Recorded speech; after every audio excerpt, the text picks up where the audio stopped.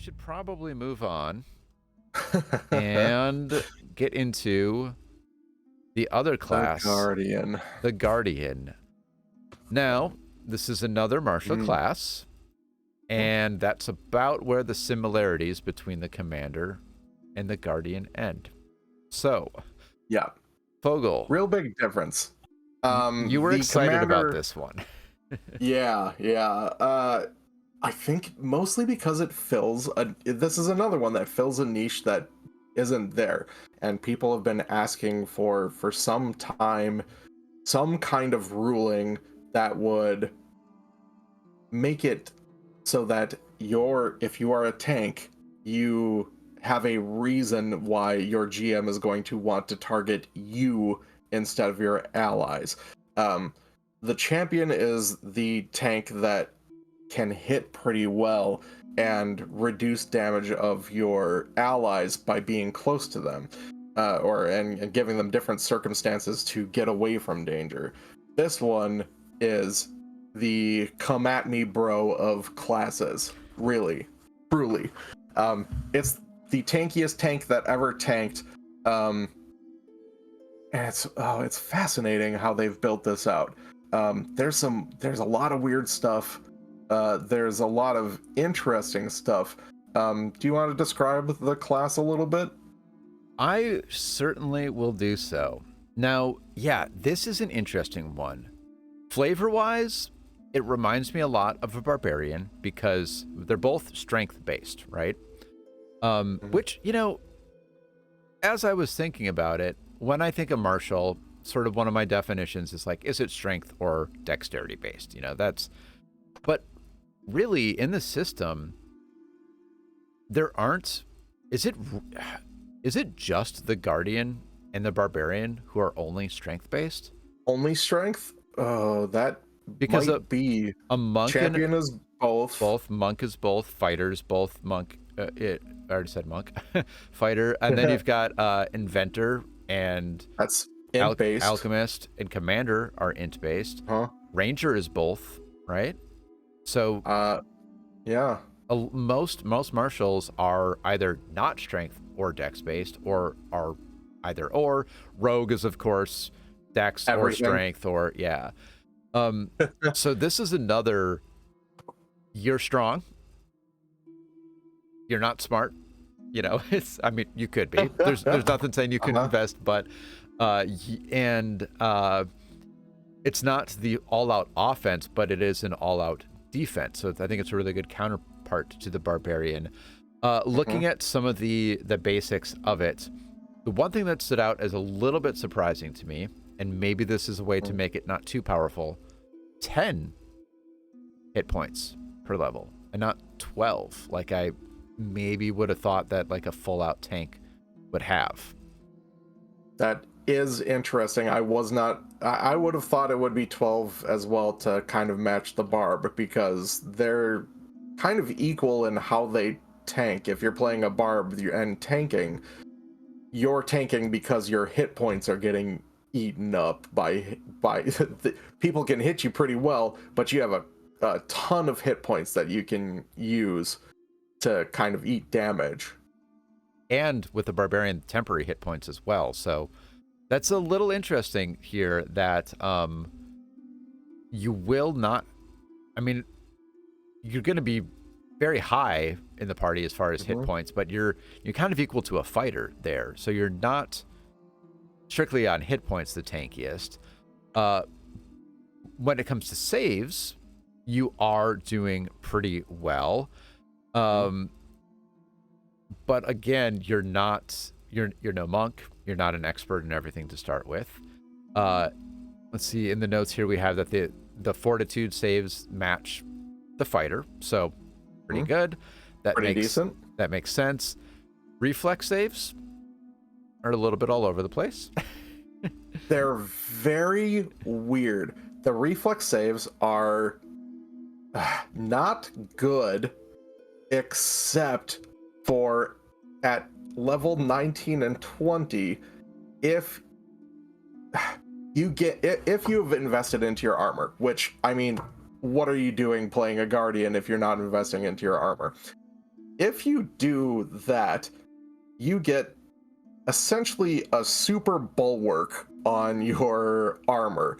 The bulwark trait on plate armor gives you a +3 to your reflex saves when you're wearing the armor to avoid damage. It basically allows you to just dump decks if you're going straight into heavy armor, right? This one, it changes if you're in full plate and you have a +3 armor potency rune. This version of the bulwark trait essentially gives you a bonus to your reflex saves, only on damaging reflex saves, but still a bonus on your reflex saves, equal to the item bonus on your armor. So your item bonus on your armor for full plate is already a +6.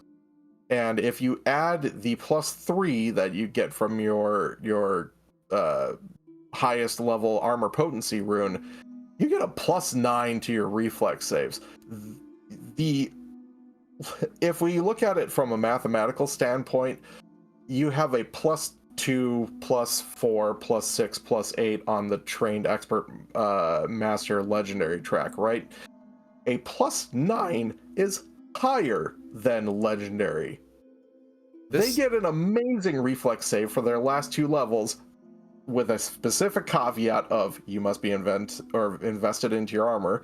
This is only on the heaviest of heavy armor, which it's still a +8 if you're not in full plate. If you're in, say, like chainmail, you're only going to be 1 down from there. And I don't know, it's kind of amazing, but you kind of bypass a master level anything with the reflex save. Yeah. At this point, it's like seeing a dump truck just like beat a Formula One car off the line. You're just like, what? Did you see that dump truck move? Holy cow. I mean, yeah. It's so weird. It's the weirdest thing. I love it in a lot of ways, and it really incentivizes you as the Guardian to do what you're supposed to do. But it feels so weird. Yeah, I agree. I feel like that might be one of the adjustments that we see as things are finalized, but it's fun, right? Very much so, yeah. So there's that. Let's see, some of the other, I feel like will saves, there's not a ton to talk about here. You noted for me here that it does match the Barbarian Summoner, so it's like, okay, which they're fine. It's fine. Not good, but it's not terrible. Yeah. But overall, pretty good at saves, which you would hope for being a come at me bro kind of a fighter. Right. It's middling saves until you factor in the reflex save for the last 2 levels. Once you do that, it's like probably A tier as far as saves go. Now, I want to talk about armor, but we're going to save that for last because that's, that's their thing. That's their thing, thing. baby. So we're going to save that. Skills, perception, there's not a ton to talk about here other than like you're not going to be very good at either, probably. You're not smart. You're not clued into what's going on around you. Again, you can always, this is a single attribute dependent class, so you do have the ability to invest heavily in something else if you would like. So you could invest in wisdom and boost that perception. You could invest in intelligence and pick up some more skills. So it's a possibility. It's just not baked into the class in any way. No. So very different from the comparison to the commander that is just incredible intelligence and incredible skills and additional skill training and doing even more with the skills you already have. That's don't look for any of that here. No, you're going to be leaning into strength. You're going to be leaning into con, because hit points. You should. Hit Absolutely. points is crazy important for this class. You want to go. Then you can play. Well, you can play with the other You can be a charismatic guy who's just encased in this like hermit crab shell of armor that Yeah. you never leave. Yeah. It's kind of really interesting. Uh, on the note of things that the Guardian isn't great at, as a martial, they're not that great at hitting stuff, actually. No, not at all. And I think this is maybe going to be the biggest detriment to the class. I can see why they did it. Their defense is so high and huge that you gotta take from somewhere so that people still choose your champion as a different sort of tank, right? But the weapon proficiency is real bad. It's the worst of every martial. It's really bad. The specialization lags behind as well.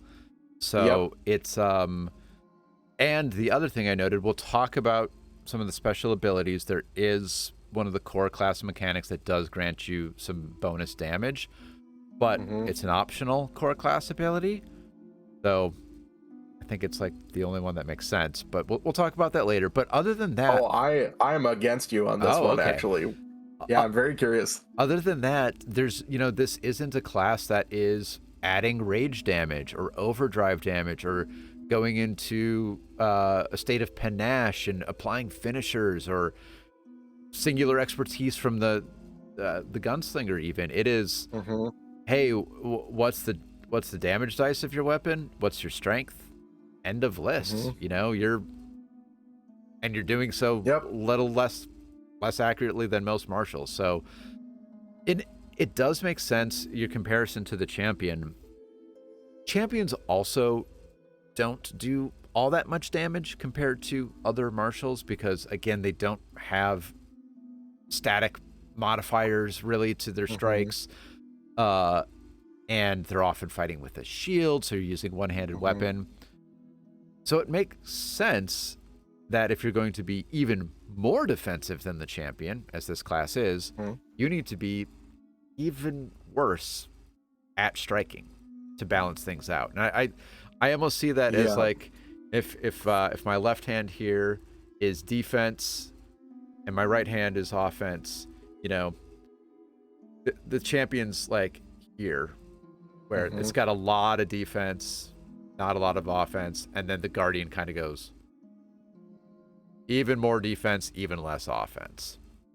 Yes, though there are some interesting. I ran some extra numbers because I was very curious about this, and we'll talk about the champion and Guardian's abilities and armor class and everything as we go on here.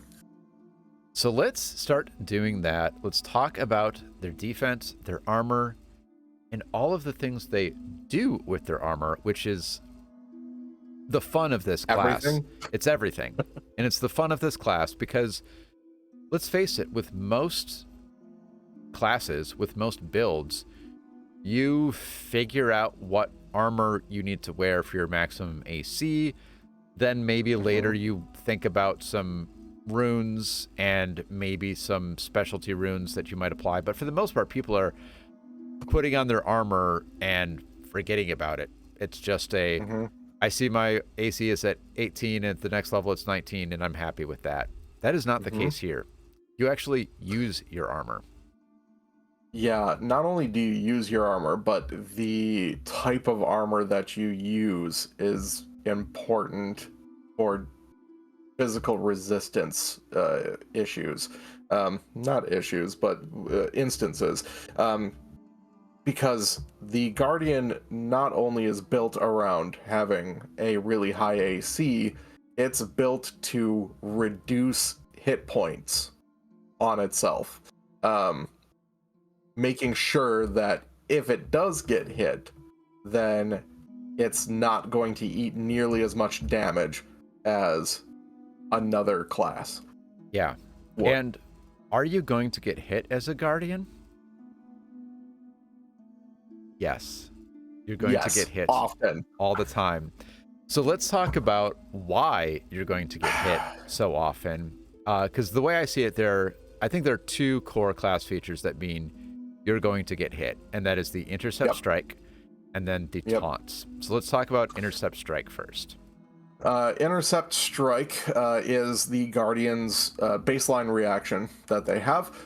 If you're next to an ally and that ally takes physical damage, very specifically, you fling yourself in the way of oncoming harm to protect an ally. You take the damage instead of your ally, but because you are a thick, tanky person, all those thicks are spelled with 2 C's, by the way, you gain resistance to all damage against the triggering damage equal to 2 plus your level. Now, I did make sure to write out exactly how much that is for every level here.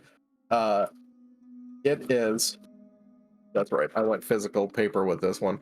Well, you were just saying, it's got to be physical. Super physical. The Intercept Strike, it basically completely just linearly moves up per level. So it's because it's 2 plus level, you start with 3, you're going to end at 22. But that is, if you are trying to protect your teammate, you're going to be reducing the amount of damage that you take because you're protecting them. Yeah. Now, I think that this is, obviously, it's a very cool ability. It is one of the core abilities, and we're going to be doing a lot of comparisons to Champion here because it's the most similar class. The physical damage is an interesting caveat because that is, from what I remember, that's not the case with Champion's reactions. Champion's reactions, Champion gets to reduce it if it's any damage. Right. So that is something to consider. I mean, typically you're most often taking physical damage, but certainly not always. And I feel like also not always as you begin to level up, because I feel like as you level up, you encounter more interesting variety of creatures, and they'll be, you know, shooting fire at you or spitting acid at you, and a champion can help out there, and the Guardian actually cannot. So yeah, that is a real weird issue that's there. I mean, it makes some sense because of you being the armor person and a champion getting, like, essentially a divine intervention on the damage, because I think that's an important note too. Usually on a champion's reaction, your ally and the triggering enemy have to be within 15 feet of you, but that's 15 feet away. You're protecting someone and reducing physical damage. So flavor wise, that works out in a lot of ways because it's a divine intercession, essentially. Like, it's just happening. This is another big thing that the Intercept Strike doesn't do that the Champion's reaction does, is the Champion's reaction also benefits the ally in some way, be it the champion being able to do a hit on the enemy, or forcing a step on your ally so that they get away from the enemy. There's a lot of extra things that they get. With the Guardian, you're just taking a hit if someone clangs against your armor. That's essentially it. So it's cool, it's good, but it's not the only thing that the Guardian has, because they also have this Taunt ability, which I think this is where this class gets to be super fun. How does Taunt work? A taunt is a one action, so it only works on your turn. One action that lets you... One action John.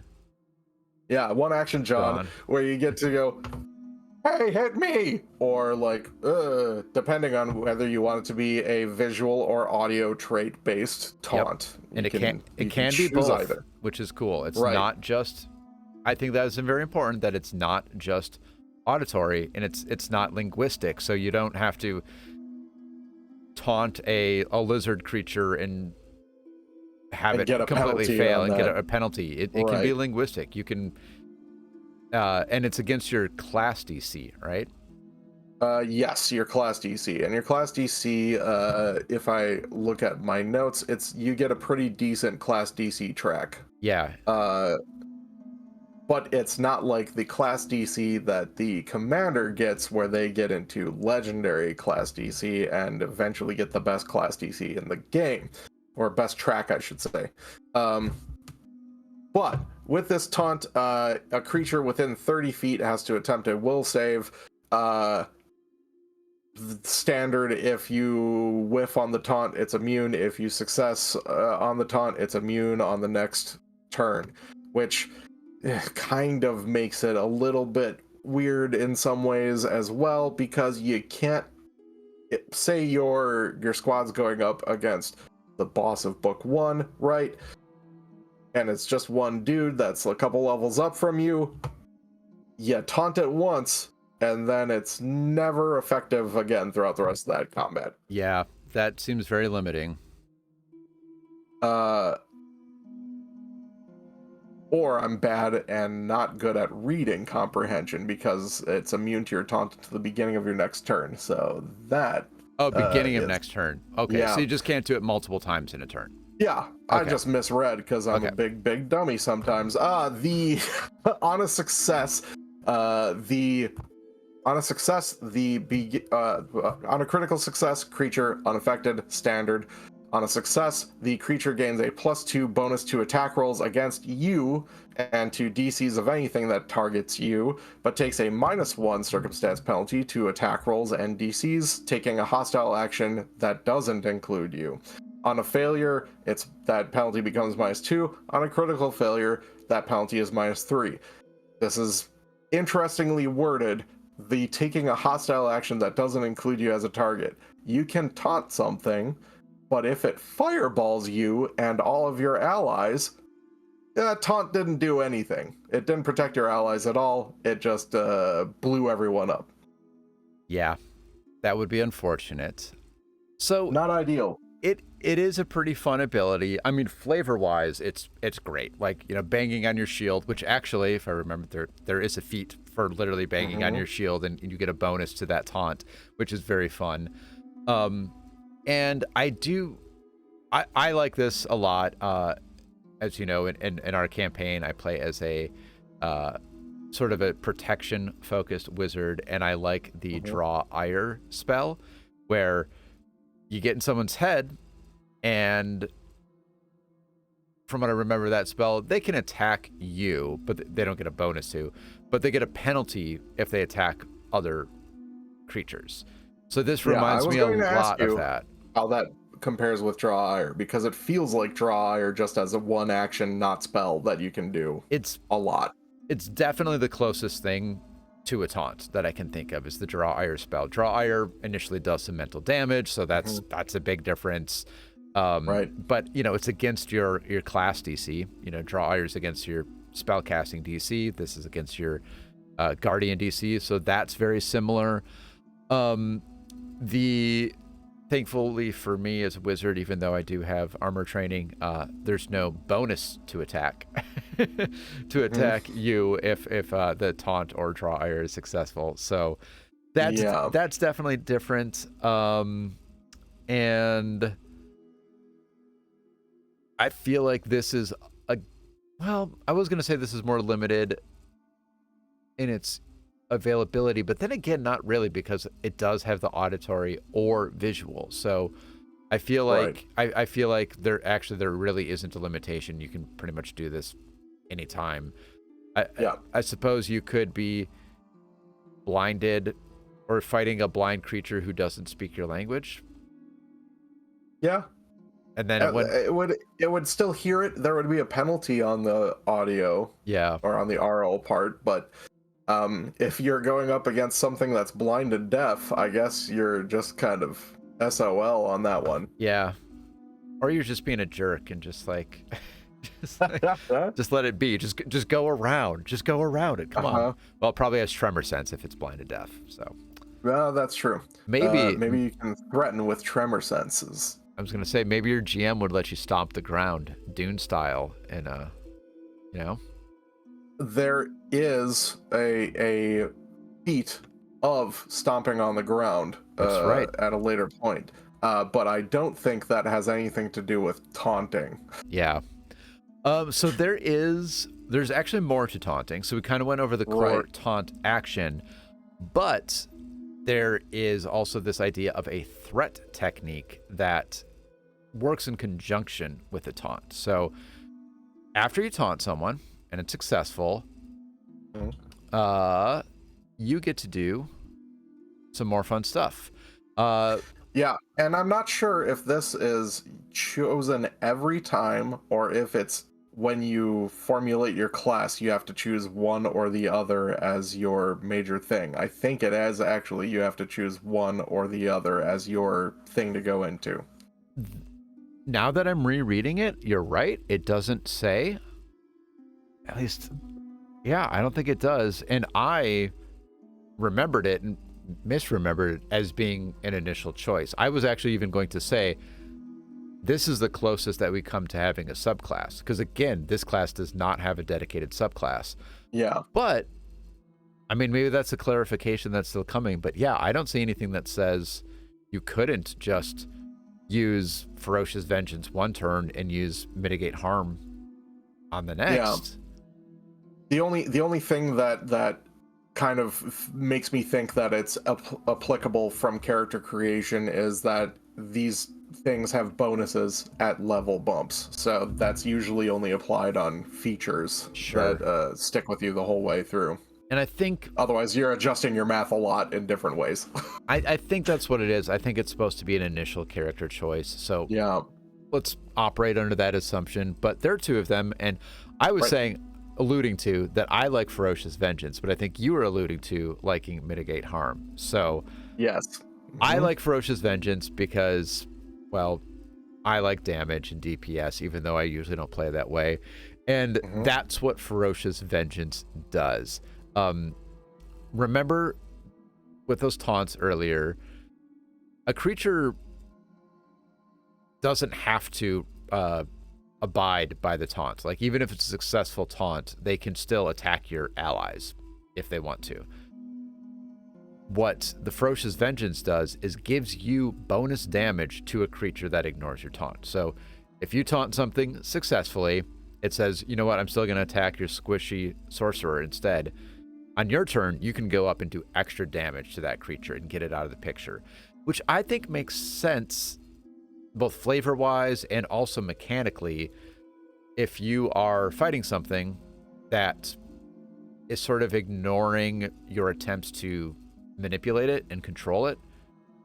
You both mechanically should take it out faster because maybe the GM's rolling a dice, or maybe the GM is role-playing a monster and saying, I don't care about the taunts. This monster is going to go after your enemies or your allies instead. So you really should mechanically take that thing out. But it also makes sense flavor-wise because you're sort of this very, boastful, daring, almost gambling sort of class character.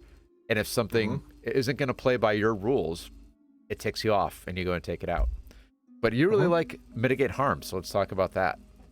I do. There's a really weird interaction about Mitigate Harm that I want to talk about as well. But Mitigate Harm is damage resistance on critical hits specifically. If the creature affected by your taunt makes a hit on you and does a critical, then you get resistance equal to 2 plus half your level with bumps at 5th, 11th, and 15th that it increases by 2. The actual numbers, it lines up to be at 1st level, you're reducing by 3. At 5th level, you're reducing by 7. At 11th, you're reducing by 12.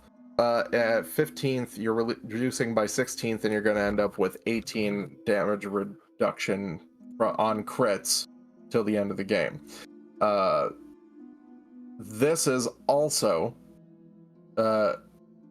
this is an interesting difference between this and the Intercept Strike. It is just listed as damage from critical hits. It is not necessarily physical damage from critical hits. That is interesting. Yeah. Now, I think the reason that this is really important is when you taunt a creature, effectively your AC goes down by 2.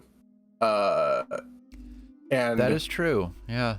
This is a weird point, though, in that you are incentivized to have your AC as high as possible with this class. You are the armor class. In fact, one of the things that we didn't talk about with armor is that at character creation, you're the only character that gets your armor critical specialization, which also does damage reduction. It's actually really interesting to see how this works together. The different composite leather plate, they all reduce piercing, bludgeoning, or slashing damage equal to 1 if it's medium armor, or 2 if it's heavy armor, plus the value of the armor's potency rune.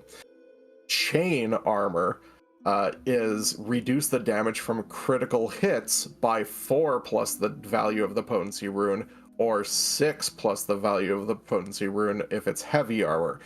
This, I will put a caveat on here that there is no chain heavy armor yet, but they already prepped up for that rule to exist, so maybe that's something that they're looking for in the future. If you stack them, okay, the chain specifically, and this is, if I would build a guardian, I would want a heavy chain armor guardian, just prepping for the future.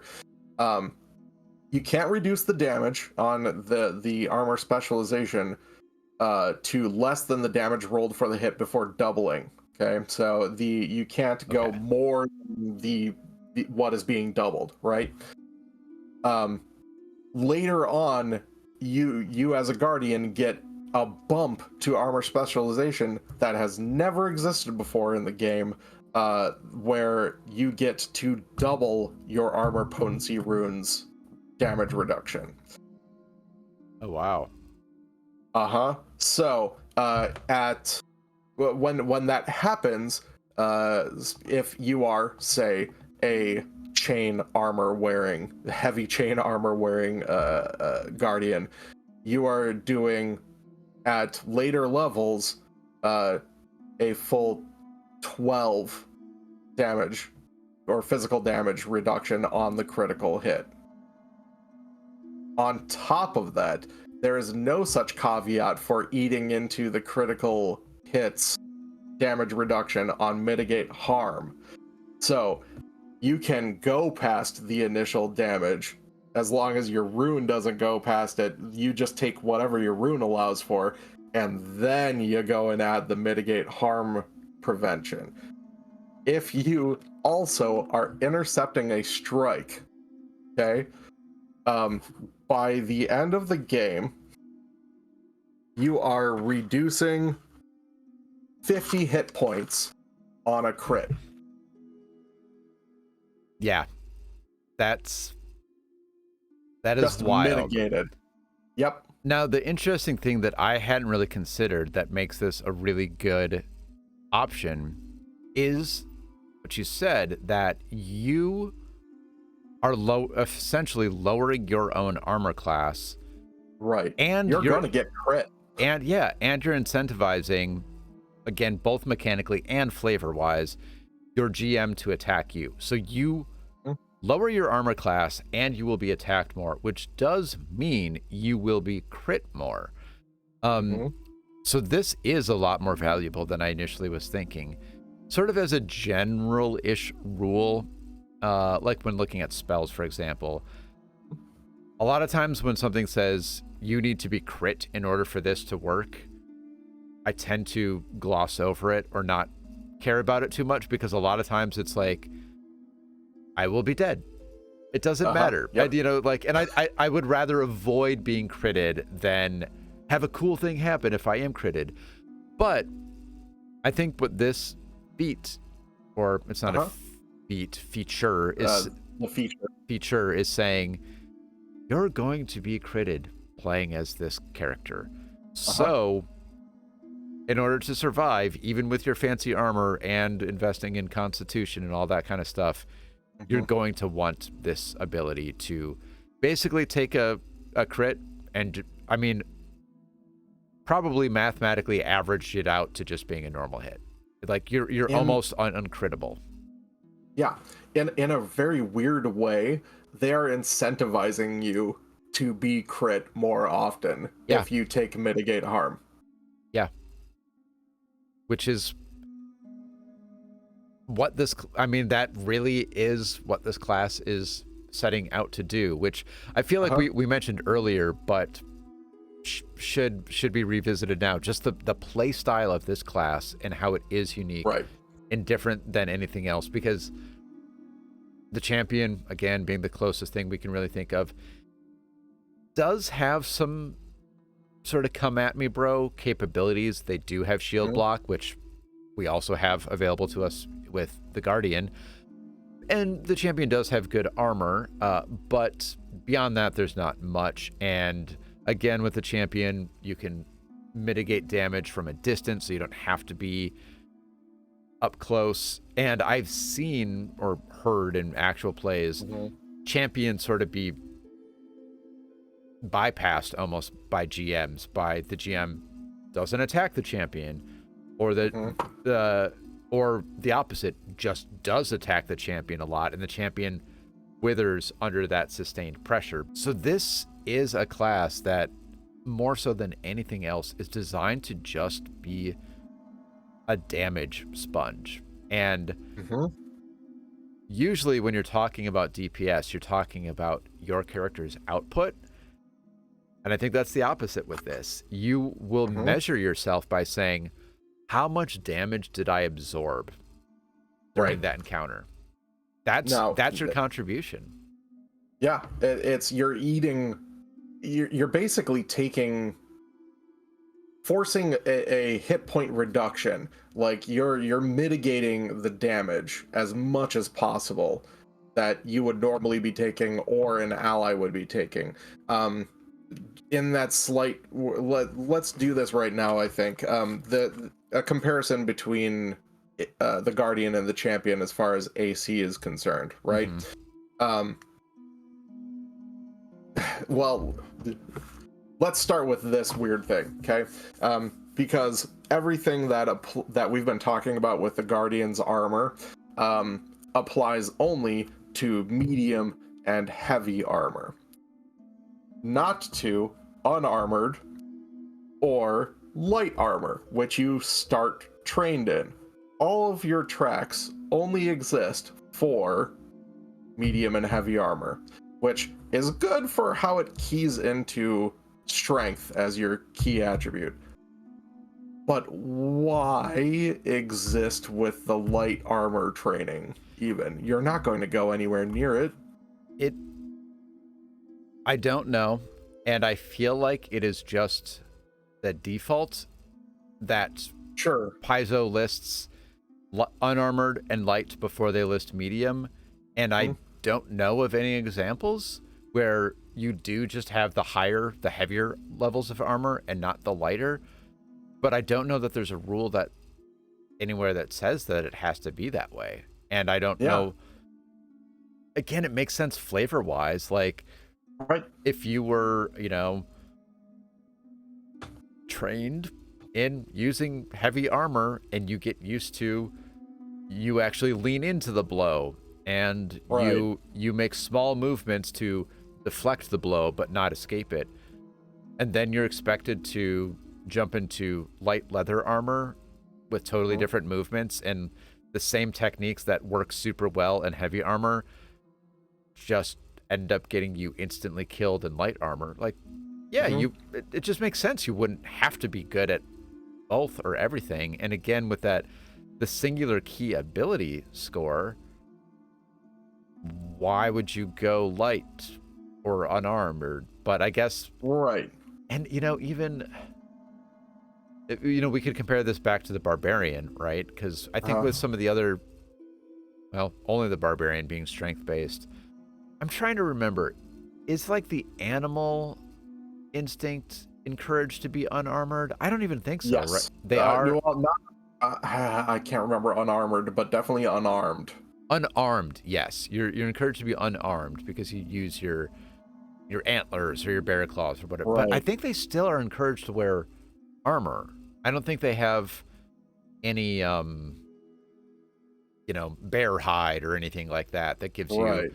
a ancestry or biological kind of armor. So the barbarian almost sticks out as another class that it's like, why would you be lightly armored or unarmored at all? Yeah. I was just thinking about maybe if the reason it feels weird is just that you're trained in light armor, then there's no track whatsoever for it, right?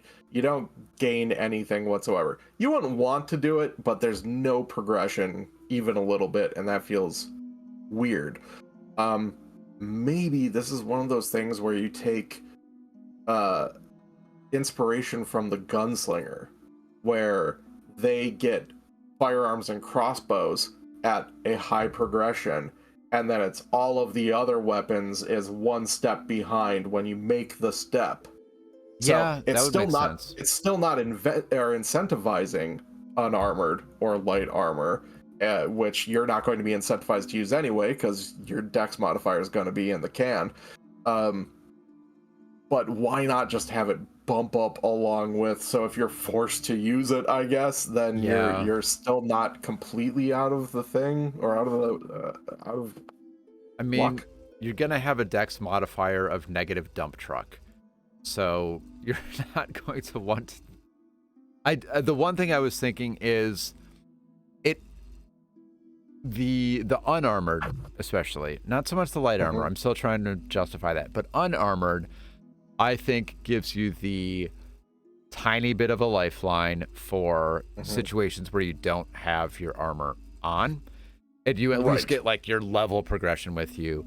Though that being said, with both the commander and the guardian, if I'm not mistaken, there are multiple feats that encourage you or allow you to wear your armor while sleeping and don it faster, and all of those things that mean you're basically never without your armor.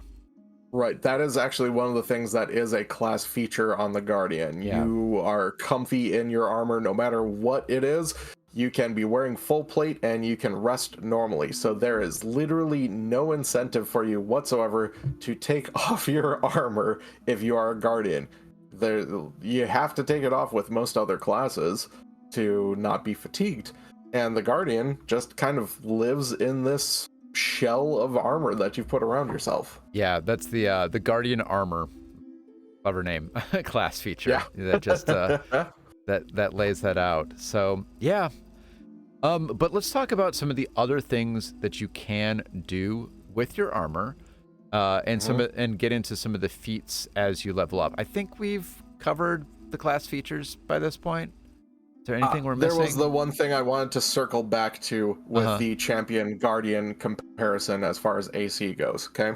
Um, you're 18 no matter what if you're champion or a guardian at first level, because You can't you afford. aren't getting you can't afford heavy armor. You can't. It's just not possible unless your GM is real generous with you. And I've got just some level markers here. At fifth level, you're going to be ahead. You're as a guardian, you're hitting an AC of 26 versus a champion's 24, and this is both in heavy armor. Medium armor, you're actually 25 as a guardian, so you're still ahead. At 11th, and I did this as the progression changes for the different classes too. At 11th, the medium armor guardian is 34 AC, with heavy at 35, the champion's going to be at 33. So you're pulling ahead. Yep, you're pulling ahead. At 15, the champion's at 39, medium armor guardian 40, heavy 41. At 18, which is where the champion finally pulls ahead to legendary, the champion and guardian have the same AC for heavy, with one behind at medium, and then same thing at level 20 when you end up. So Gotcha.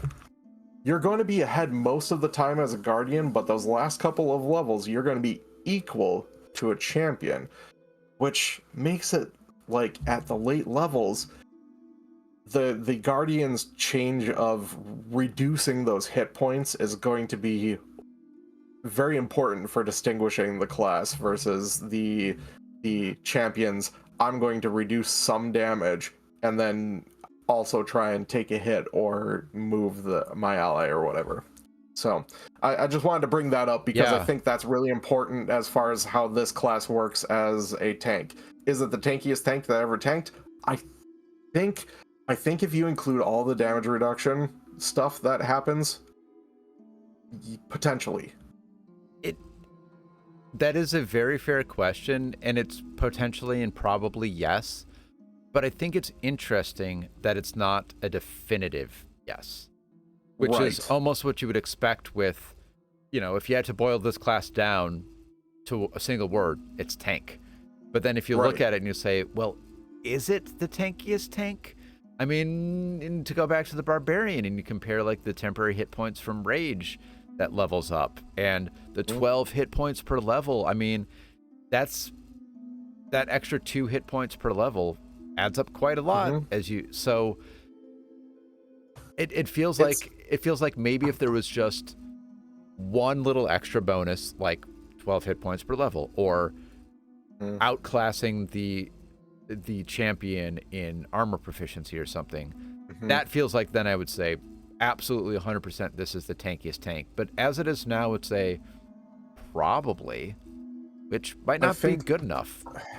I think the other option is to change mitigate harm in some way so that it's not just crits.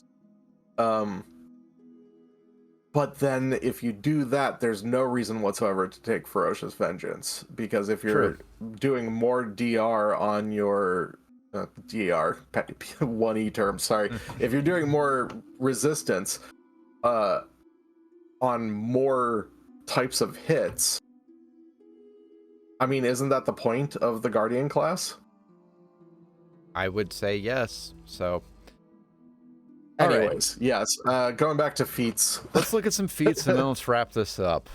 So one thing I wanted to say about feats is just sort of the general types of feats that I saw that I thought were really cool.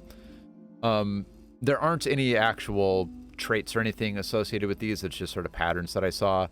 There are doing not even, I mean, there's some damage, but more so hampering and annoying and being a pest with your armor and with your feats.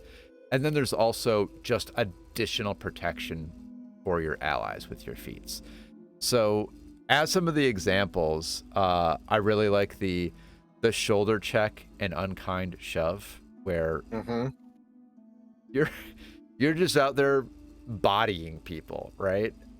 And so those are both really cool. And then I really like, I think it's second level, the hampering sweeps. You make it difficult for enemies to move away from you once they've gotten close. That's a great pesting thing.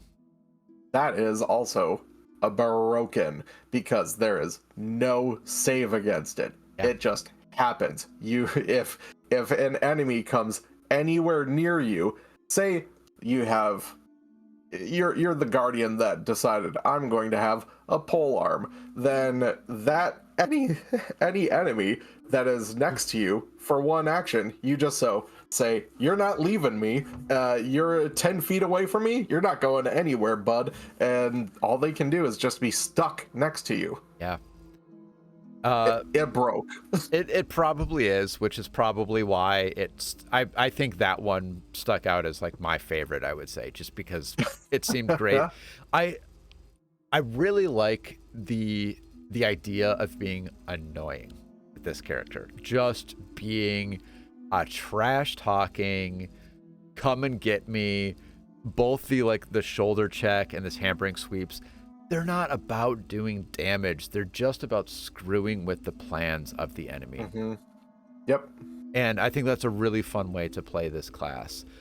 But there's also the more champion-like way of protecting your allies, which is where you get to things like, is it covering stance? Is that what I'm thinking of? It might be... Where your ally gets lesser cover if you're next to them. Yep. And then there is later there's area cover as well, which is multiple enemies. So that is a really fun way to play as someone who is focusing on that protecting allies aspect of this class. What about you? What were some of the feats that stuck out? I mean, there's fun feats and then there's important feats, and I think there's room in this class for both of them, which is really nice. At first level, long distance taunt is hard to beat because your taunt is everything as the guardian, right? And upping your 30-foot range on the taunt to 120 feet is probably going to be pretty good. Oh my god, it is 100. I was remembering it as 60 because that's usually the way things go, is 30 to 6. No, 120. Nope. Wow. Yep. Guardian also gets that nice reactive shield feat that fighters and other shieldy guys can get. Armor break at second level is fun and dumb. You also need to have someone who is good at crafting in your party, because for 2 actions you can you make a strike. If you hit, you go and smack or kind of just strong arm your way through your armor so that it just pointies into your enemies, which increases your damage by 2d6 piercing damage. Then it's an extra d6 of damage every 4 levels after that point, which is great. Your armor's broken though. It's not great. You don't take a penalty to your speed when it's broken, and if you're bulwark, then you still get your bonus to saves, but it's going to be a +2 instead of a +3. But that's really fun. But you're going to want to have it fixed as soon as possible. And then hampering sweeps, as you said. Intercept foe is going to be a huge thing because it is just making your intercept or intercept strike better, just straight up better. You can basically intercept strike at range because you get a reaction to move, do a full stride to the ally that is getting hit. And then they get the bonus to the AC and all that. It's their version of ranged reprisal for the champion. Exactly. It's which I think is almost a must-take feat for champions, and I would say that intercept foe is probably going to be a must-take feat for a lot of guardians. Well, so this is where there's another interesting thing that plays with that, what you were bringing up, is bodyguard, and then the bodyguard track, where you choose one of your allies during your daily preparations to be the person you're bodyguarding. You can choose your Whitney Houston to your Kevin Costner. If you have a wizard that gets hit way too often, you can be like, okay, that guy's gonna get way more protection from me. When you do the intercept strike, your charge, the person that you say I'm gonna protect them, also gets physical resistance equal to 1 plus half your level for the round. You can also take 10 minutes to change who your charge is if you don't want to do it during your daily preparations. But if you hold on to that at 6th level, the intercept strike triggers when your charge is up to 10 feet away and takes damage. It's, again, this is making it so it's more like a champion's feat, where there's more distance between you and your ally or the enemy. The other thing that does is you get to stride to 10 feet before this takes place. So it's 10 feet, and then the strike happens. If they're 10 feet away from you, you get to just move the 10 feet next to your person that you're bodyguarding. Yeah. Yeah, it's great. I like the bodyguard feat in feat path. I think that would be, you would have to know what your party is going to be, but there are some, I'm thinking, for example, imagine having a kineticist who wants to focus on big 2-action melee range elemental blasts, right? Very high damage output, very risky, because kineticists are not super defensive and they will be in melee range. Pair them with a bodyguard guardian, though, who mostly is about like, let's keep this glass cannon alive. And I think that could be a very fun way to play. And it might even be a little bit easier because you sort of know what the game plan is. Yeah, you're focused. Exactly. You're not, who do I stand next to, or what are the battle lines going to be? You kind of know, I'm always right next to this character. Then you have the feats that will bring up your taunt to more creatures. Tough Cookie is really neat. It is a 2-action once per day feat at level 10. If you're under half your maximum hit points, which there's several of these under half your hit points feats, which is really an interesting caveat that they've thrown on this. You gain temporary hit points equal to half of your maximum hit points that last for a minute. Yeah. It's really cool. It's really situational. Is it worth a full 10th level feat? I'm uncertain, but if you're in a boss battle and you've been reduced by a large amount of hit points, because, well, that's what you're trying to do, boom, you have 10 hit points that basically puts you back up to full. Can't be understated or stated enough how important that is. Now, the Guardian is also built on reactions, right? The intercept of foe and all of the intercept stuff that you can take. The capstone feat of Boundless Reprisals at 20th is amazing for this class, where at the start of each enemy's turn, you get a reaction to be your guardian self. So you can do intercept foe on like all of your allies, and if you have intercept foe where you can intercept foes from distances and do strides, you can just be dancing around that battlefield taking hits everywhere. Yeah, that feat, it's not as fully ridiculous as the Valkyrie's charge, but it's pretty ridiculous. Yeah.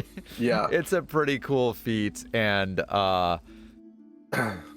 it's one of those feats that you look at it, and as a GM, you would think, how do I frighten my players at all when this feat is on the table? Like, what could I possibly do that would make them be scared while there is a guardian who can just zip around with the best armor in the game and just block everything that I try to do? So might be nerfed, but we'll see. You and I like to play this thought game every so often of oops all whatevers, where it is a party that is oops all one class, oops all bards, oops all. If you had oops all guardians and they are all being a guardian, reducing damage, and at 20th level doing Boundless Reprisals, how annoyed would you be as a GM? The rounds would take so long because there'd just be so many reactions, and you wouldn't be able to do anything. I mean, you'd walk away and bring in an army of 20th level wizards and just fireball the heck out of them. That's Mm-hmm. that's the only That's thing you what could you gotta do. try and do. Yep. Or you could Except just they're legendary reflex on their reflex saves now. well, then So you could force barrage them, because that's gonna get through. that's true. Um, so yeah, that's I think where I'm at with Guardian. I really like a lot of things. There's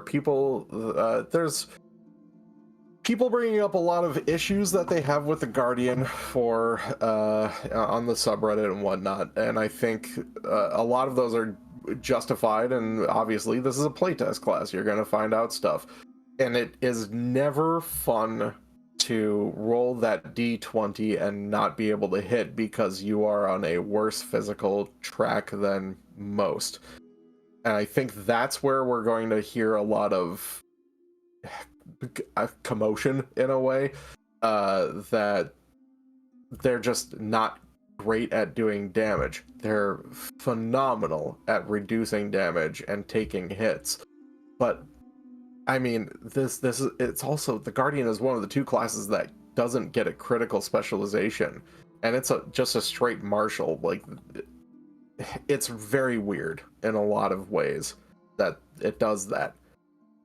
But if you are in that kind of, if your like fantasy role play with a tank is I'm going to just eat hits and protect my allies by like forcing enemies to come hit me, I think this is really good. I agree. And, I honestly think that the commander might suffer a little bit of the same lack of dice rolling and seeing results problem. In the case of the Guardian, it's because of your kind of lackluster ability to use weapons. With the Guardian, with the commander, it's because you'll be using those tactics and you're basically giving your dice rolls to your teammates. Right. Which is the point of the class, but I could very well see you as a commander going multiple rounds where you don't even roll dice. Right. And it's tough to really quantify what that feels like, but there really is something about rolling dice versus not rolling dice. The example I always use is how, we use Foundry, and when we are doing any blind GM check, you still get to click the button and hear the dice yourself, even though you don't see the results. And it somehow does feel better than having the GM make that dice roll for you.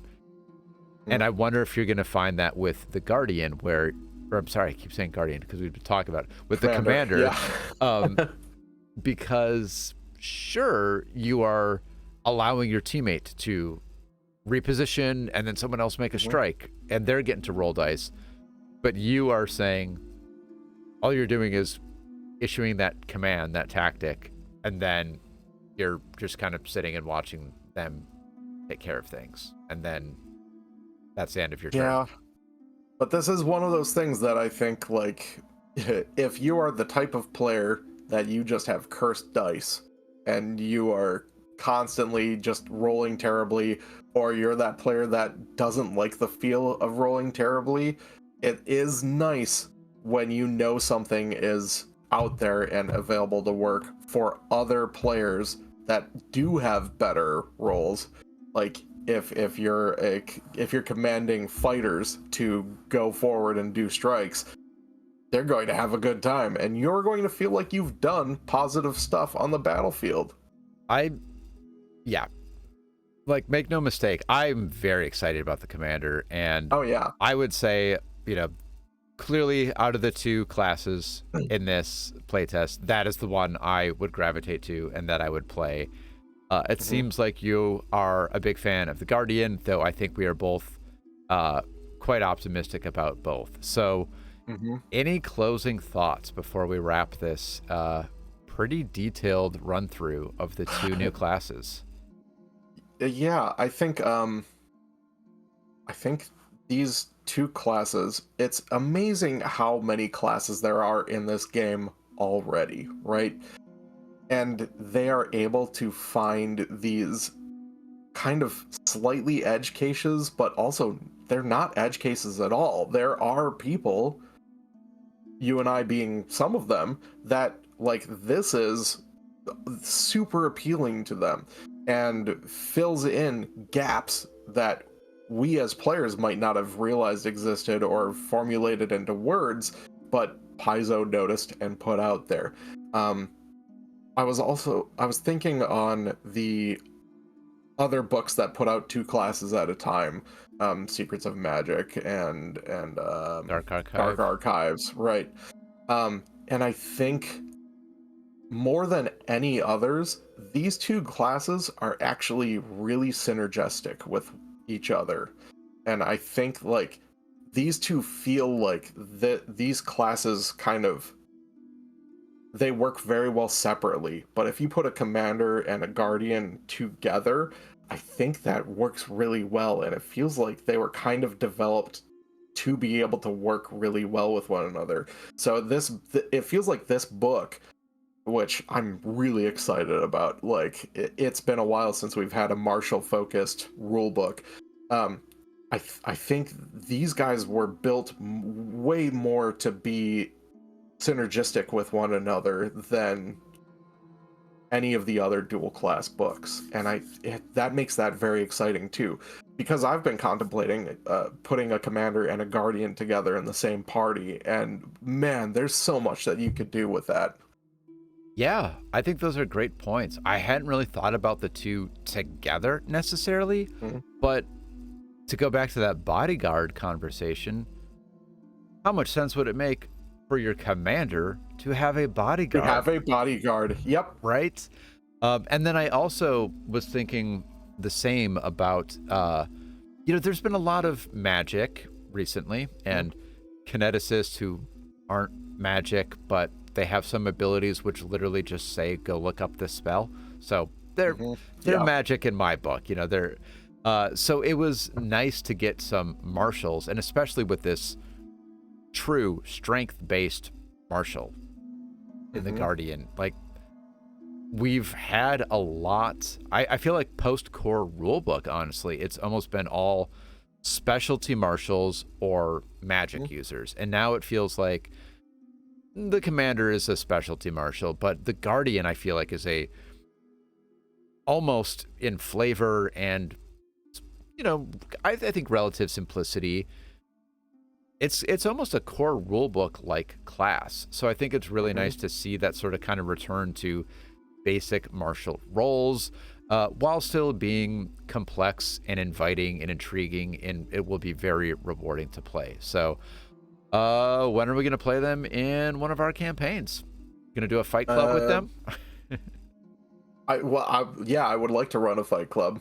I like to run fight clubs every so often when people can't make it, so we posit actual battles between me and build the characters, because everyone has about 800 builds that they have in their back pocket. Other than that, we have our next adventure path, I think, is going to be coming up in the next probably several months at this point. I think we're maybe 3 or 4 months away. But it is something that I'm looking forward to, and seeing if someone grabs one of these guys. I'm pretty sure I know one player who will be grabbing at least one of these characters. Yeah, I think so. All right. Well, Yeah. I think that about does it. I can't wait to play them out. I can't wait to see what the final version of this is. I feel like before the book is released, we need to do another call where we place bets on feats and features and everything that are going to be nerfed or boosted, or what other changes we might see, because there will be changes, which is just something to remember about the playtest. That's the point of it, is to take a look, be critical, see what works, see what doesn't. So we'll dive in and throw a guardian and a commander at a Tyrannosaurus, because that's what we do in Fight Club. You never know when you need to be trampled. Well, thanks for having me and bringing me on to have this conversation. It's fun, and I like talking Pathfinder. It's one of the things that I'm really in depth on now that I really enjoy. Yeah, we probably should have used space in our brains for something else, but we didn't. So here we Nah, are. All right. not important enough. Take care, adventurers. Goodbye.